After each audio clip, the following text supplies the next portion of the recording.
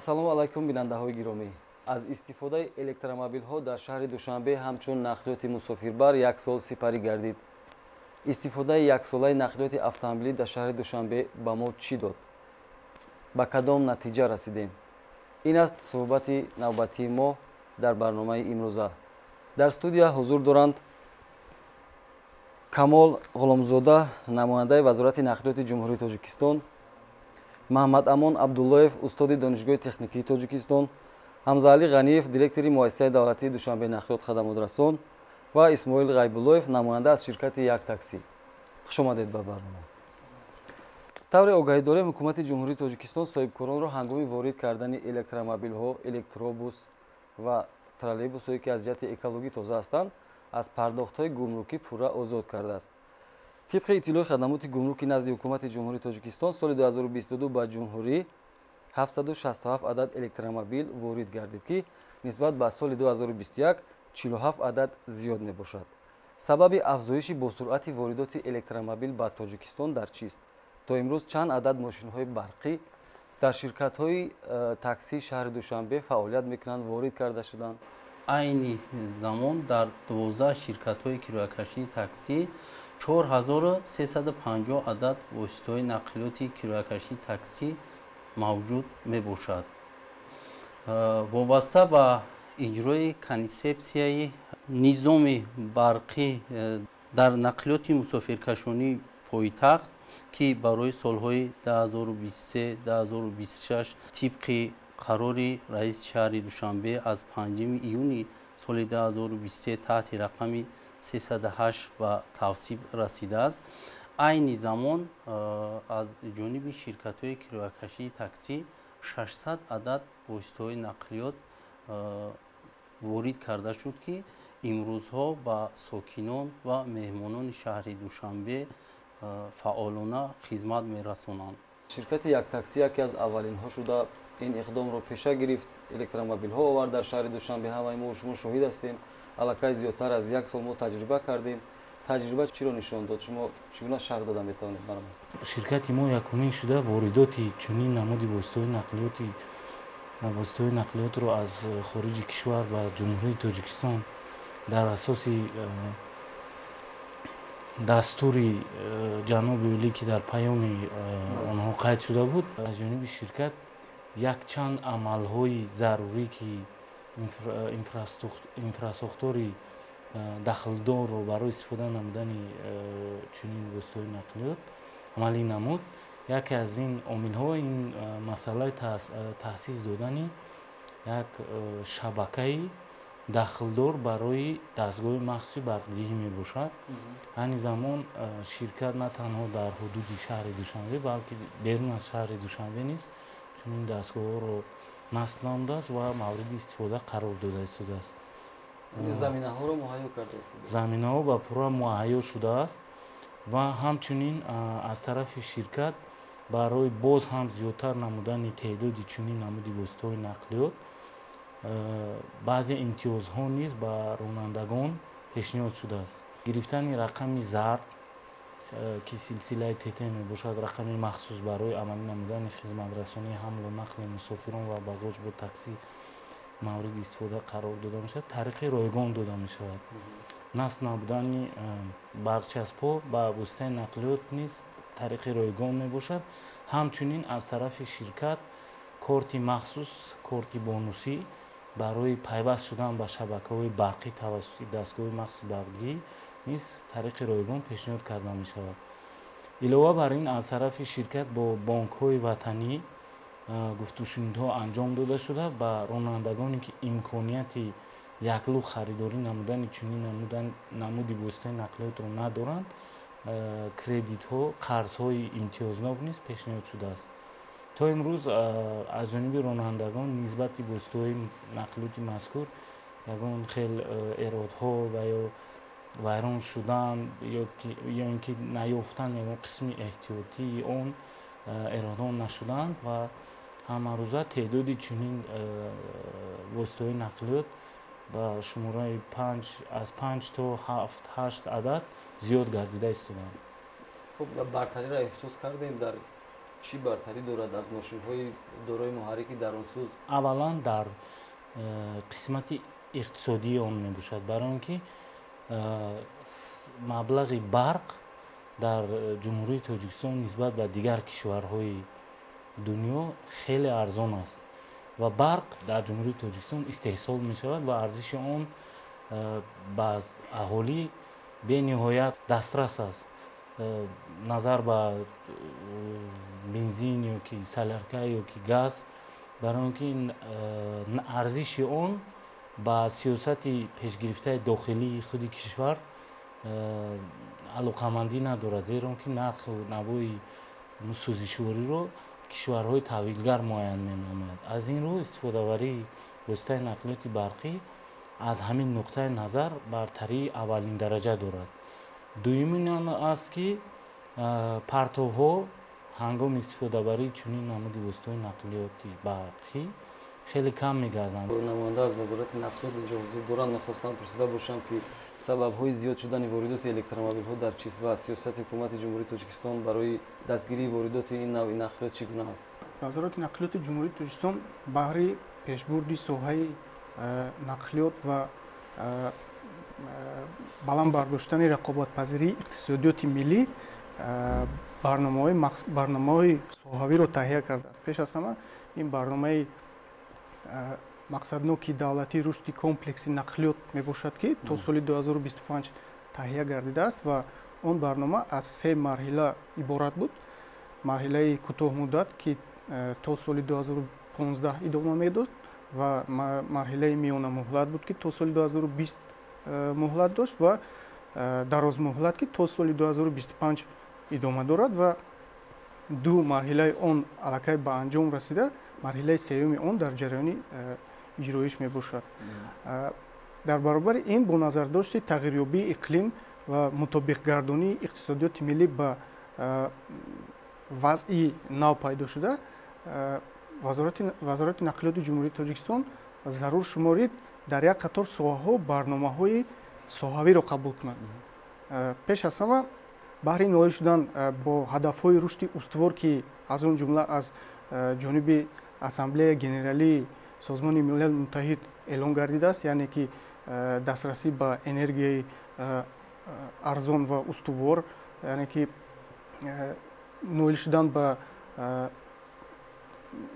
ба муқоимат ба тағйирёбии иқлим, тарзи ҳаёти солим ва ғайра мебошад. вазорати нақлиёти ҷумҳурии Тоҷикистон барномаи рушди нақлиёти барқиро дар солҳои 2023 то 2028 таҳия намуд ки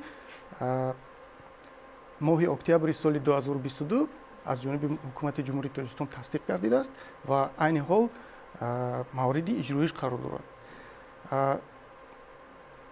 дар баробари қабули чунин қарорҳо ва барномаҳо вазорати нақлиёти ҷумҳурии Тоҷикистон як қатор чорабиниҳо ба нақша гирифта шудааст ки ин ба рушди соҳаи истифодабарии нақлиёти барқӣ ва зиёд шудани теъдоди он албатта саҳм мегузорад. албатта ин чизро қонун дастгирӣ мекунад ва мо бисёр хурсанд ҳастем ки барои истифодабарии технологияи нав, аз он ҷумла истифодабарии нақлиётҳои барқӣ ин гуна таваҷҷӯҳи зиёд дода мешавад, чунки дар ҳақиқат нақлиёти барқӣ нисбат ба нақлиётҳои оддӣ бартарӣ дорад ва иҷроиши барнома аз марҳилаҳо иборат аст ва марҳилаҳои аввали он ин пеш аз ҳама таҳия намудан ва тағйирот даровардан дар санадҳо ва қонунҳо, қоидаҳои истифодабарии нақлиёти барқӣ мебошад ва дар ин ҷараён ҳамаи он проблемаҳое ки дар вақти истифодабарӣ, дар вақти хариддорӣ кардан, дар вақти гузарондани корҳои техникӣ иҷро кардан лозим мешавад, ҳамаи ҳамин қонунҳо, санадҳо тағйирот ва мутобиқ гардонида мешавад. саломат бошед, ташаккури зиёд. имрӯзҳо сару садоҳо ҳаст, овозаҳое ҳаст дар ҳудуди шаҳри Душанбе дар суҳбатҳо ки электромобилҳо таъсири манфӣ доранд ба саломатии инсон. ҳар як навоварӣ, ҳар як эҷоди наве ки пайдо мешавад дар илму техник, он бо با مخالفت و با بعضی برتری و تعریف های برزیاد دویم چی میگن همسفرش هستم و در خصوص نقلیات برقی یا که الکترومبیلون زمین چیز دوام دارد از حد زیاد توصیف هم دارد با مقابلانش برعکس تنقید میکنن که وای است. همه این از یک طرف به خود بازار وابسته است، یعنی رقابت از طرف کی است؟ اونایی که با فروختن سوزشواری نفتی مشغول هستند. اصلا الکترومبیل چی است؟ الکترومبیل یک نوعی اتومبیل است. یک نوع اتومبیل است، یعنی موافق بند 3 قاعده حرکت در رو یک اتومبیل چی است؟ این دارای 4 چرخ و منبع مستقلی انرژی. یعنی اینجا فرق نداره موارد که بنزینی است، دیزلی است، الکتریکی برقی است، این مهم نیست. مهم اون منبع مستقل دارد. و وقتی که خود تاریخ الکترومبیل از اتومبیلی که مخرری که ما عادت کرده ایم تقریبا 40 سال پیش اختراع شده است. یعنی مورد استفاده قرار گرفت. 1841 اتومبیل 1885 یعنی خیلی وای است. لیکن خود در سال 1900 در امریکا تقریبا 38% اتومبیل الکترومبیل بودند. لیکن از سبب اون که سوزشواری نفتی ارزان شد و طرز استحصال، طرز توزیع کردن ارزان شد نسبت به اکومولاتوری که اون وقت استفاده میشد، این به رقابت تاب آورد نتونست و آهسته از بین قریب رفت. و با رشد تکنولوژی استحصالات شیمیایی و دیگر امین‌ها آهسته این از سالهای 80 سر کرده باز با حالت چی میگن اولا اومدن گرفت. یعنی خود الکترومبیل اصلا گرفت که 4 نمود است. یعنی فقط اون الکترومبیلی که ما عذر در بورش گپ میزنیم الکترومبیلی که فقط با باتری اکومولاتوری کار میکند، این فقط یک نوع الکترومبیل است. الکترومبیل یکم گوییم این الکترومبیل هیبرید است. هیبرید یا که دوراگاه و دوگانه گوییم فرق نداره. البته ممکن زیاده از 20 سال است در تاجیکستان استفاده میبرند. یعنی اون ماشینی که هم موارد که برقی دارد، الکتریکی دارد، هم موارد که درونسوز دارد که با گشت اون با اکومولاتور اون قدر زیاد نیست. فقط چی میگن قسما چی میکند خراجات گشت رو میپوشاند. و نوع دوم الکترومبیل این اتومبیل‌های پلاگ این هیبرید میگن. یعنی اینا اتومبیل‌هایی که اکومولاتور دارند، موارد که درونسوز دارند، موارد که برقی دارند و اینچنین امکانیتی از برق بیرون ضرر گرفتن دارند. یعنی این یکی از بهترین وریانت هاست عین زمان برای تاجیکستان، چون که نه در همه منطقه چه خیلی قید کردن دستگاه‌های زراعتی موجود هستند. بله، یعنی با یک میتوند با یک درجه معین زراعت با منطقه دوردست کوهستان سفر کنه، لیکن در برابر این میتوند با سوزشواری نفتی، بنزین باشه، دیزل حرکت کنه.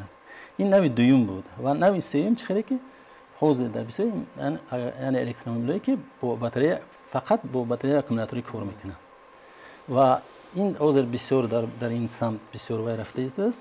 اینجا یک مشکلات، فقط مشکلات اون است که این گونه الکترومبیل قریب 40% به حساب میانه گیریم 40% نرخی اکومولاتور است که یکی از چی میگن یکی از مشکلات های اساسی نقلیات برقی همین است. چون که ما الکترومبیل رو وارد میکنیم، یعنی اون در اکومولاتور رو منبع انرژی رو از بیرون ذخیره میکنه و رو استفاده میبره. یعنی ما قسما از واردات محصولات نفتی از خارج کشور وابستگیمون کم میشود. لیکن در برابر این اکومولاتور مهلت معینی استفاده بری دارند و خود یگان وقت این رو برآوردن در کار با نوش با واردات کردن در کار، وارد کردن در کار و با این اکومولاتور ما چیکار میکنیم؟ این یک سوال معلق است در برنامه که چه کمال جان قرار کردن. در برنامه که ما در تایش یک جای اشتراک کرده بودیم، این باب مخصوص برای بی‌ضررگردانی همین اکومولاتور رو بخشیده شده است که در سمت با کدام مقامات رو چیکار کنند. و نوع چهارمی електромобило, ин електромобилои ҷараҳои сӯзишворӣ ё элементҳои сӯзишворӣ ба англиси fuel cell мегӯянд, ҷараҳои сӯзишворӣ мегӯянд, ба русӣ топливни элементи мегӯянд.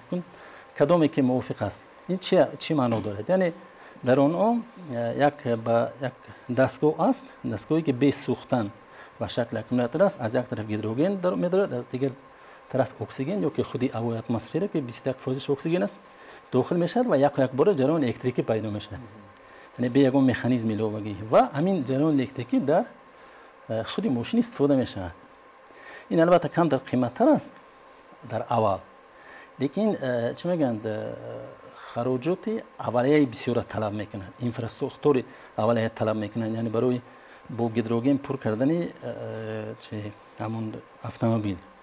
ва чунин автомобилҳо аллакай аз соли 2010-2013 истеҳсол шудастанд, лекин дар моқи аз инфраструктураи бо гидроген пур кардани ҳамон автомобилҳо нест, ин автомобилҳо ба Тоҷикистон ворид шудагӣ нестанд ба то андозае ки ман медонам. ва агар ин қисмат, яъне ин барои худи боду ҳавои шаҳр, барои худи Тоҷикистон яке аз роҳҳои беҳтарин аст. аз чӣ сабаб? чунки мо кишвари истеҳсолкунандаи як кишварҳои нерӯманди дар самти истеҳсоли энергияи барқ мебошем. энергияи барқи аз ҷиҳати барқароршаванда яъне ҳисоб мешавем ва мувофиқи як созмон аст, энергодата. мувофиқи таҳлили он дар дунё 60% энергияи барқ, энергияи электрикӣ аз манбаъҳои гармӣ истеҳсол мешавад, яъне тавассути газ, тавассути нафт, тавассути мазут ва дигар ангишт истеҳсол мешавад.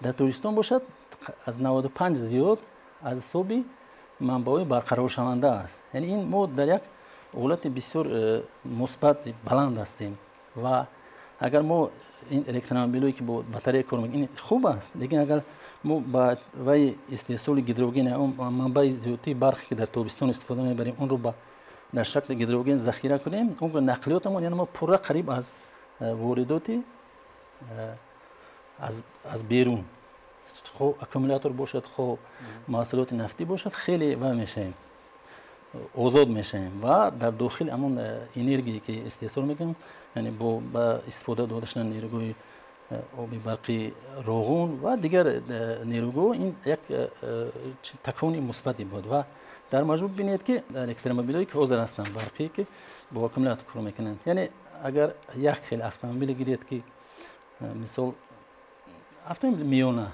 яъне агар ба 8 литр ё ки 9 литр дар 100 километр сарф кунад, барои ба энергия баробар вай кунед, азбаски он ки муҳаррикҳои дар он хусус аз ҳама беҳтаринаш то 38% энергияи сӯзишвориро ба кори фоиданок табдил дода метавонад. дигараш ҳамчун гармӣ, асосан гармӣ ба ҳаво дода мешавад, яъне ба фазо дода мешавад.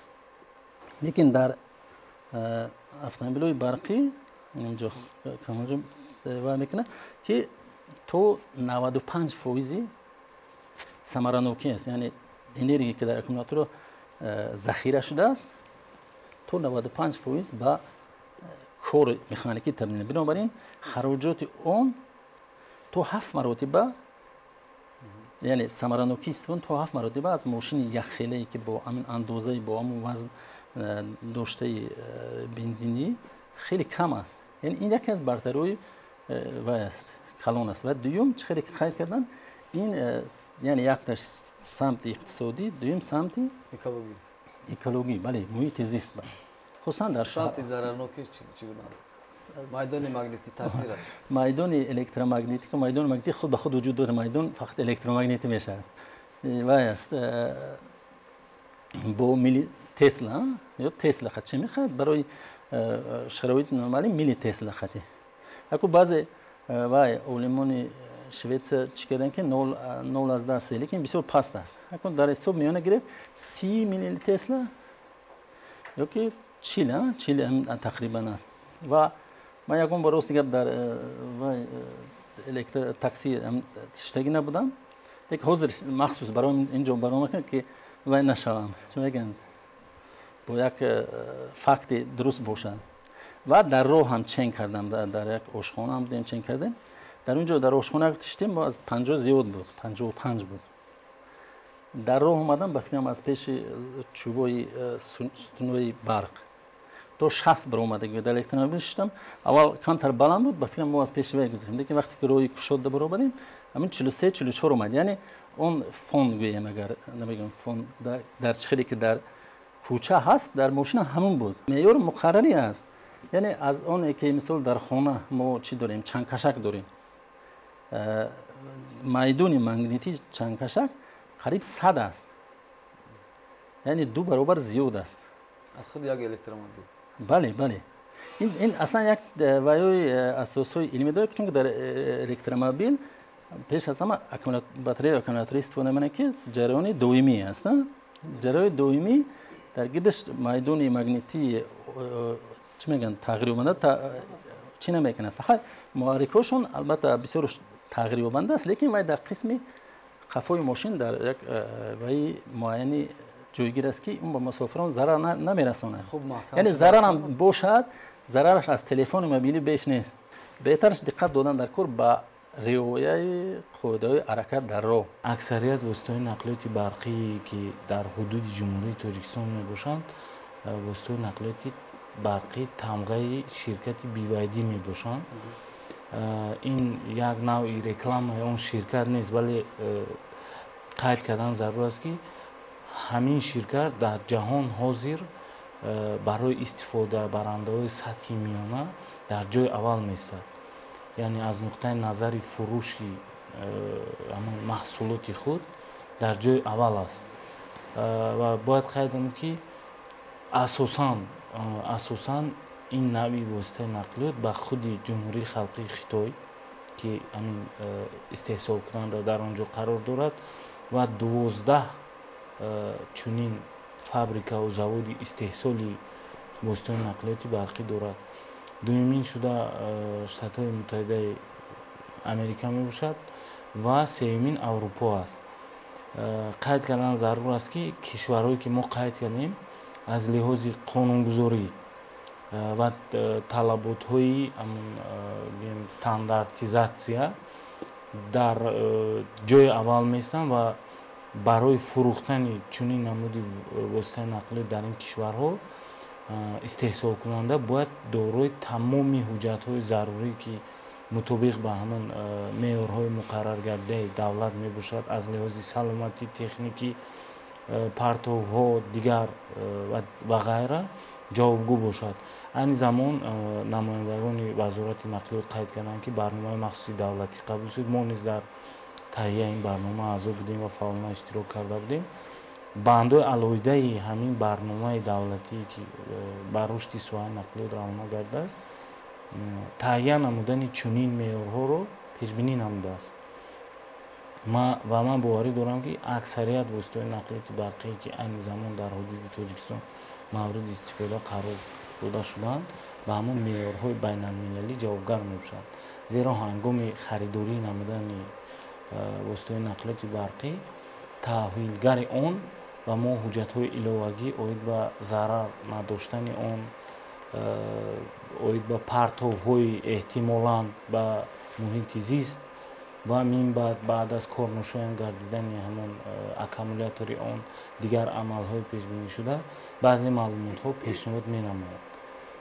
یکی از مسائلی که قید کردم گفتن که کارکردی یعنی نیست و نابود کردن همون اکومولاتور با ما یک چند وقت پیش معلومات پیشنهاد گردید که استفاده برای دوباره چنین اکومولاتور امکان پذیر است از لحاظ تکنیکی یک چند عدد اون رو یک جای نموده برای جمع‌آوری نمودن برق و من بعد با استفاده از وسیله نقلیاتی بارکشی که داروی مساحتی معینی میباشد و در آن نصب کردن ممکن است در ناحیه‌های دوردست استفاده بردن ممکن است همچون باتری برای یک منطقه دوردستی معین مثلا ягон минтақаи кӯҳистон аст, дар он ҷо ягон корҳои техникӣ гузарондан дар кор аст ва ё ҷарроҳии оҷилӣ гузарондан дар кор аст. Чунин намуди воситаи нақлиёт ки бо аккумуляторҳои истифодашуда муҷаҳҳаз мегарданд, истифода намудан мумкин аст. мо як сол зиёдтар аллакай аз ин нақлиёти барқӣ истифода бурдем ва он бартарияту камбудиҳошона бояд гуфта гузарем. Зарар надоранд, хуб, бисёр хуб аст. боз сару садоҳое ҳастанд ки электромобилҳо ҳангоми баландӣ баромадан ва ё шабона истифодаи чароғҳо ва ё рӯзона ё шабона ҳангоми истифодаи кондитсионер нерӯи захиравиашон зудтар кам мешаванд. Ҳамин ҳолатҳо буданд. вобаста ба истифодабарии воситаи нақлиёти барқӣ хай инҷа коршиносо ҳастанд, аммо ман аз нуқтаи назари таҷриба гап мезанам.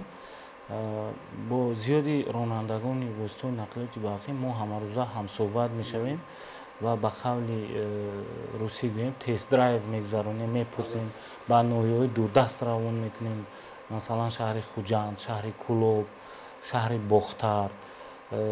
то ҳатто ҳолатое буд ки мо аз худи мурғоб воситаи нақлиёти барқиро то душанбе ронандаи мо овард бе ягон ва яъне бо барқ бо истифода аз дастгоҳи махсуси барқдиҳӣ бо барқ таъмин намуда воситаи нақлиётро оварданд ва мо бо як чанд ҳолатҳои техникӣ рӯбарӯ гаштем.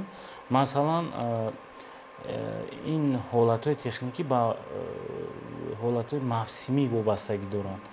Дар зимистон воситаи нақлиёти барқии тамғаи BYD E2 ки аккумулятори он 47.3 киловатт мебошад, дар тобистон 2 киловатт барои истифода намудани ҳамон кондитсионер гӯем сарф менамояд. Ин як аст. Дар зимистон 7 киловатт барои истифода намудани ҳамон таҷҳизоти гармкунӣ. баъдан дигар камбудӣ буд ки таҷҳизоти ҳамон ҷои пахшкунии барқ аз тарафи пеши воситаи нақлиёт буд. дар таги нақлиёт баъзе унсурҳое буданд ки ҳангоми баромадан ба роҳҳое ки мунфарш шудагӣ нестану дуруст нестанд зада мешуд. ҳамин чизҳоро мо тариқи хатӣ ба истеҳсолкунанда равон карда будем ва чӣ тавре ки ба мо ҳам маълум гардид, на танҳо мо чунин дархостҳо кардем, тамғои нави ҳамин воситаҳои нақлиёти қайдшуда аллакай ҳамин камбудиро надоранд. Масалан дар зимистон тамғои соли барои 623 бо таҷҳизоти махсус ки бо англисӣ heating pump мегӯянд, воздушно-тепловой насос мешавад, ҷиҳозонида шуданд ва истифодабарии барқ дар зимистон аллакай сарфаи он аз 7 киловатт ба 2 ё 3 гаштааст. Яъне агар гашти воситаи нақлиёт 400 километр навиштагӣ бошад истеҳсолкунанда, ҳангоми рондани он 300, 320, 340 километр воситаи нақлиётро рондан мумкин аст. Баъд омили дигаре ки ба сарфаи ҳамон барқ, аккумулятори барқи ки дорои аккумулятор аст, ин шакли рондани воситаи нақлиёт аст. воситаи нақлиёт ҳар хел ҳолатҳои истифодабарӣ доранд. Масалан дар он ҷо нависагӣ аст ки экорежим, нормал режим, спорт режим. дар ҳолати рондани воситаи нақлиёт дар режими спорт, яъне варзишӣ, истеъмоли барқ дучанд зиёд мегардад. аз ин лиҳоз масоати 300 нев 150-180 километр мешавад. ҳамн чизи муқаррар гардида. аз худи ронданам вобаста. бале. яъне ин камбудиҳо бартараф шуданд. як соли ки мо таҷриба кардем, аллакай надорам. шумо устоди илова доштед дар ин масъала? инҷо шумо дар бораи бартари камбудиҳо фақат баъзе чизҳо ин фурӯшандагон мардумро камтар ба чӣ мегӯянд, ба шубҳа мемонанд. яъне менависанд ки бале ва мемонанд мардуми оддӣ бисёр чизҳоро чӣ навиштагиаст ки мисол чихеле гуфтан ғунҷоиши аккумулятораш 80 киловатт-соат, автомобили нави кроссовер, захираи гашт 400 километр ё 500 километр.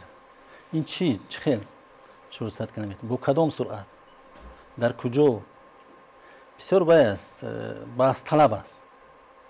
برای من درست گپ گرفتیم یک بار حساب کردیم پورا این وابسته است از چخیری که قای کردن از طرز راندن خود اتومبیل و در کجا راندن اون. یعنی وقتی که شما بیرون از شهر ماشین حرکت میکنه چقدر سرعت بلند قطعی حرکت کنید همون قدر خراجات زیاد میشه چون که مقاومت شمال است. مقاومت شمال به طور کواdraتی زیاد میشه. یعنی اگر 2 باشد 4 3 باشد الکی 8 4 باشد الکی 16 همین خیلی رفتن میگیره زیاد میشه خراجات. یعنی برعکس نقلیاتی که با سوژه نفتی کار میکنه. در شهر وقتی شما با نقلیات مقرری میگردید در شهر در همین تنباشای نقلیات خراجات شما خیلی زیاد میشود. برعکس الکترومبیل در شهر همه کم صرف میکند چون که وقت در حالت ایستادگی محرکش کار نمیکنه و اونقدر سرعت بلند نیست در شهر نیست. لیکن وقتی که مسافت دور و دراز مثلا در روی دوشنبه خوجند یا که دوشنبه بختر یا که دوشنبه کلوب حرکت میکنه با سرعت بلند کوشش میکنه حرکت میکنن و بسیار بعضی چی میگن روایت‌های بر دروغ هستند در این سم. مثلا وقتی که میگید که کندیشنر با کار نداره که خراجات زیاد میشه در اصل زیاد میشه تریزر فروره که وقتی که تریزر میفرود ایرودینامیک ماشین وایرون میشود مقاومت هوا باز زیادتر میشه از اون که شما کندیشنر گرون کنید خوبتر است نسبت اون که شمال از تریزر و ماشین داره. یعنی این چیزا هستن که این با مردم بفهمونن که یعنی وای هست همش از مهارت خود راندن اتومبیل وابسته است. یعنی اون معیاری که در بسیار جا است که مثلا 60 تا 70 کیلومتر این یک سرعت بهترین برای حرکت ماشین است. هم از لحاظ بی خطری یعنی شما در مسافت کوتاه‌ترین ماشین نگاه داشته میتونید و هم از نقطه نظر مقاومت شمال ماشین خراجات کمتری سوزش صرف میکند و این یکی از وای مهم است. و یک چیز دیگر که گفتن برتری و این برتری در سمت خدمت رسانی. یعنی از اتومبیل‌های مخرری ببینید که بسیار نقصان‌هایی که یعنی تعمیر طلب در ماشین میشن بسیارترش در کجا است؟ در قسم محرک است. بله. هست مثال در قسم گشت قسم دیگر قسم هستند لیکن اساساً در قسم محرک است. یعنی در وقتی که الکترومبیل است محرک برقی اونقدر چی ندارد و اونقدر مکانیزم بسیار ندارد. این یک چیز دیگر است. مثال اگر مشاهده کنید پیش در فروشگاه مرکزی اونیورمارک مرکزی یا که در صدبر چی میفروختن اصلا؟ در هر خیلی محصولات میفروختن تلویزیون میخرید که اوضاع ببینید با چی مشغولن. تمام مردم قریب به تعمیر چه وابسته و تعمیر تلفن وابسته. یعنی طلبات با شخصانی که با تکنولوژی نوین بسیار صرفا میروند. یعنی الکترومبیل هم یکی از این چیزا. یعنی طلبات با شخصایی که دانشمندند از تکنولوژی زمانه با اون او با چنین کسب و میشد زیاد میشد و اون مثال عذر در بسیار جا با تعمیر ماشین آدم بسیارش ناخوندم در پیش یک کس مثال میشند یاد میگیرد کار میکند لیکن در اینجا این کار نمیشه. یعنی شخص باید حتما یعنی این بلند آدم رو مجبور که سوی دانش خود رو بلند بردارند و علاقه ما مثلا در دانشگاه امکان داریم که برای اونایی که در این سمت خواهش دارند تحصیل کردن دارند ما میتونیم با اونها کورس‌های آموزشی تشکیل کنیم چون یک چیز نو است. یعنی اول اختصاصی هم نیست که در این یک قسم داریم که یک قسم مثلا نقلیات یک قسم میخونه یا که در کافه و حرکت دهنده این خیلی امکانات هست که پورا نمی‌آموزد. یعنی مخصوص کورس‌ها تشکیل کنیم آدم‌ها با طرز تعمیر یکی از مشکلات اساسی این نبودن اینفراستراکچور خدمت رسانی از بس که از ماشینا نو هستند اونها قدر احتیاج ندارند. و یک چیز دیگر است که این قسم ما فقط قسم در الکترومبیل ما فقط قسم محرکش تغییر یافت دیگر قسم‌ها تغییر نمی‌یافتند قسم گشت قسم و اینا با همون با اصولی که کلاسیکی است با تعمیر طلبند و اون شرکت‌هایی که نو در بازار پیدا شدن اون با اون طرزی که شرکت‌های پیشرفته قسم گشت ماشین یعنی بدنه کوزه اون تیار میکنن قد تیار نمیکنن و اونقدر من گفتم کفالت نیست که بعد چند سال هم قسم گشت ماشین یعنی محرک و اکومولاتور نه خودی ماشین از کار میبره. این هم یک چیزی بحث طلب است. یعنی ما بسیار فقط فکر درباره گشت فکر میکنیم و قسم‌های دیگر ماشین از یاد میبرد. اینجا بسیار چیزاست که اینا با مرور وقت معاینه میشن. در مورد آماده کردن استخوان‌ها متخصصانی که اون را تعمیر میکنن شرکت یک تاکسی پیش قدم است ҳатто мутахассисона то ҷои огоҳӣ дорӣ ба хориҷи кишварам равон карда будед? аввалан воситаи нақлиёти барқӣ сарфи назар аз он ки баъзе қисматҳое дорад ки ба тариқи классикӣ таъмир карда мешаванд, нисбатан ба воситаи нақлиёти дорои муҳаррики дарунсӯз бо таҷҳизоти махсуси компютерӣ таъмир мешавад. Яъне 85% воситаи нақлиёти барқӣ бо истифода аз таҷҳизоти махсуси компютерӣ таъмир карда мешавад. Зеро ин навъи воситаи нақлиёт ба монанди як компютер мебошад ки дар сурати ягон барномаашро дуруст кор кардан ва ё дар ягон ҷош ягон нуқсон пайдо шудан, онро мумкин аст ки ба таври аз нав кушта гирён кардан таъмир намудан. Дар масъалаи омода намудани мутахассисон ва ташкил намудани нуқтаҳои махсуси хизматрасонӣ, айни замон то андозае ки мо медонем дар шаҳри Душанбе аллакай 3 адад чунин нуқтаи хизматрасонӣ мавҷуд аст ва одамон рафта дар он ҷо воситаҳои нақлиёти худро таъмир менамоянд. Асосан ин ивази равған аст ки дар ивази равғани ҳамон қисмате ки муҳаррик трансмиссия бале ҳамон аст, 1 литру 100 граммро ташкил менамояд. ҳаминро иваз мекунанд якум бор баъд аз 30 000 километр ва минбаъд ҳар 10 000 километр пас бояд иваз кунанд. Айни замон мушкилоти вазбине ки воситаи нақлиёти барқӣ умуман таъмир карда нашуда бошад, мо хеле ҳолат ба хайр нагирифтаем ва ягон ронандаи мо нагуфтааст ки воситаи нақлиёти ман умуман кор намекунад, ба истиснои ҳолате ки воситаи нақлиёти кӯҳнаро ворид мекунанд тариқи шахсӣ. Ширкати мо то имрӯз дар ҳамон соле ки фаъолият мекунад воситаи нақлиёти истеҳсоли ҳамон солро ворид намудааст ба ҳудуди ҷумҳурии Тоҷикистон.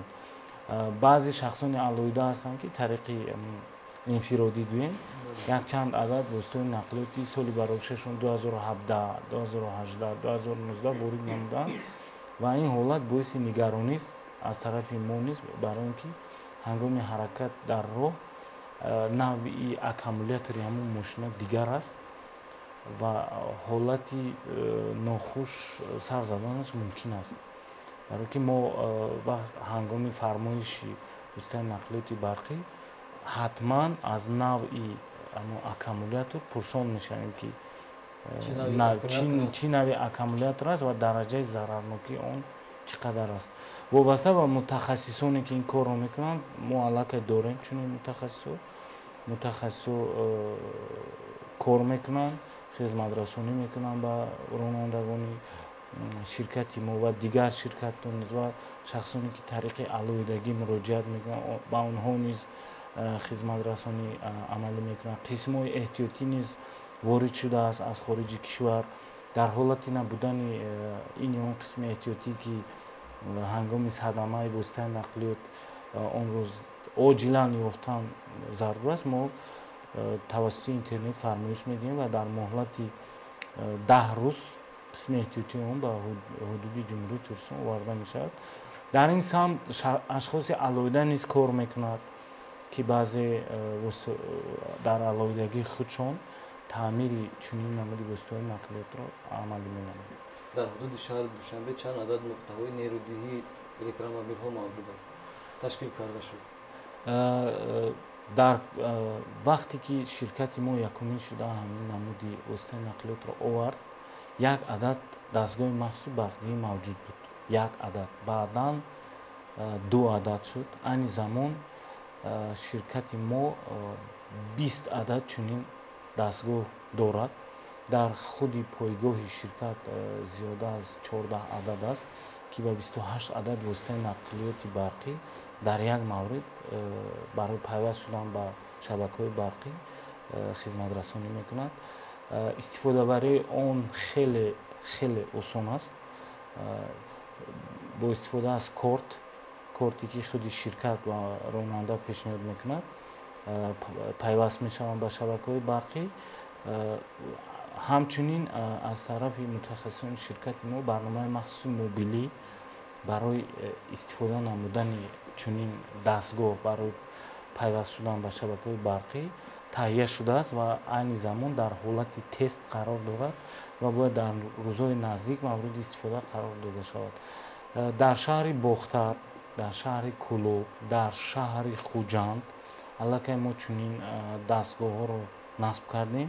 Ширкатҳо ва шахсони алоҳида ки соҳибкорони инфиродӣ ба ҳисоб мераванд чунин дастгоҳҳоро насб намуда мавриди истифода қарор доданд.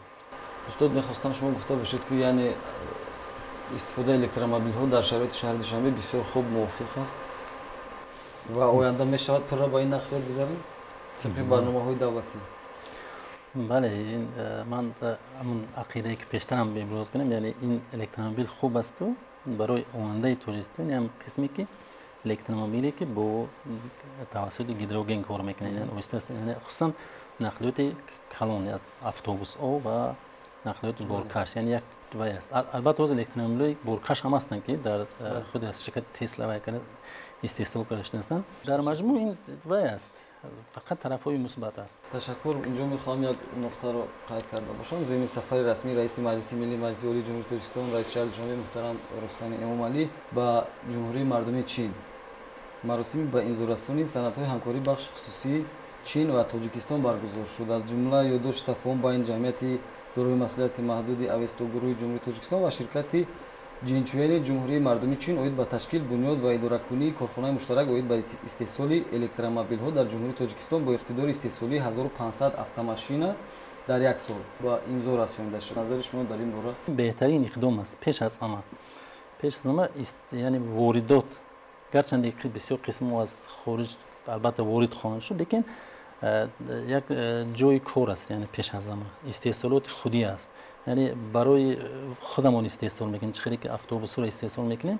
яъне ин яке аз қадамҳое аст ки дар самти ба кишвари саноатӣ табдил, яъне ҳадафи чоруми стратегияро амалӣ кардан, ҳадафи чоруми стратегия ва вақте ки ин аз дигар тараф боварӣ ба худ аст. яъне ки шумо чӣ хеле ки дар охири ҷаноби олии пешвои муаззам миллат дар нергӯ оби барқироғон дидед ва он мутахассисоне ки мутахассисони ватанӣ ки дар чунин ширкатҳо бачаҳои ҷавон кор мекунанд, ба факултети шумо том кардаги ҳастанд, яъне чунин ҷавонҳо албатта метавонанд ин корҳоро анҷом диҳанд ва боварӣ дорем ки дар ширкати Авестам чунин ҷавонҳо ҳастанд ки ба чунин амал як бисёр вай аст, чӣ мегӯям, як нақшаи бисёр азим аст. 1500 автомобил дар як сол истеҳсол кунем бисёр калон аст. ман намедонам рост ки воридоти ҷумҳурӣ чанд аст дар як сол. умуман хай агар дар як сол 700 гуфтедам, тақрибан 700 адад ворид шудааст. яъне ин бисёр вай аст, ҳатто мумкин то ба он дараҷа шавад ки ҳатто ба содирот шавад. лекин дар ин ҷо бисёр бафирам кори бисёр анҷом додан дар кор, ин бисёр масъалаи вай дорад, масъалаи захираи молию моддӣ ва бо захираи кадрӣ аст. яъне ин ҷо аллакай талабот ба мутахассисони баландихисос пайдо мешавад, чунки ҳама ҳамон истеҳсолоти оддӣ нест. чӣ хеле гуфтан, ҳамаш бо барномасозо ба дигар мутахассисон эҳтиёҷ пайдо мешавад ва бисёр иқдоми хуб аст. бастани он шартномаи ҳамкорӣ байни Ҷумҳурии Тоҷикистон ва Ҷумҳурии Халқии Хитой мо албатта бо як шавқи зиёд ин иқдомро пайгирӣ намудем, чунки ин дар соҳаи истеҳсолот ва дар соҳаи нақлиёт як қадами устувор мешавад. аз ҳамин лиҳоз ин аз он ҷумла яке иҷроиши яке аз бандҳои барномаи нақлиёти рушди нақлиёти барқие ки мо пайи иҷроиши он ҳастем, яъне ки мебошад. аз ҳамин сабаб мо ин чизро дастгирӣ менамоем. ҳамаҷониба аз тарафи Вазорати нақлиёти Ҷумҳурии Тоҷикистон албатта пайгирии бевоситаи он ҳастем ки корхона яъне ки таъсис гардад ва ҳар қадаре ки мо метавонем ба ин равандҳо яъне ки саҳми худро мегузорем. нақлиёти барқӣ аз ҷиҳати иқтисодӣ ва экологӣ на ҳама вақт мусбӣ арзёбӣ карда мешавад. барои чӣ? барои он ки ин бевосита аз намуди ё шакли он ки манбаи энергияи электрикӣ аз куҷо пайдо шудааст. яъне ки хушбахтона Ҷумҳурии Тоҷикистон потенсиали зиёди бузурги гидроэнергетикӣ дорад. яъне ки истеҳсоли энергияи электрикӣ ин худаш яъне ки аз ҷиҳати экологӣ тоза энергияи сабз аст ва дар Тоҷикистон аз ҳамин сабаб нақлиёти барқиро аз ҷиҳати пурра экологӣ тоза гуфтан мумкин аст. лекин ин гап ин кор дар ҳамаи давлатҳо аз он ҷумла баъзе давлатҳои аврупоӣ низ ин хел шароитҳоро надоранд. Барои ҳамин мо бояд ки ҳамаи неъматҳои табиӣ ки ба мо дода шудааст ин чизҳоро мо бояд истифода барем ва аз нерӯи электрикӣ истеҳсолкардаи ватании худамон бояд истифода барем ва ин яке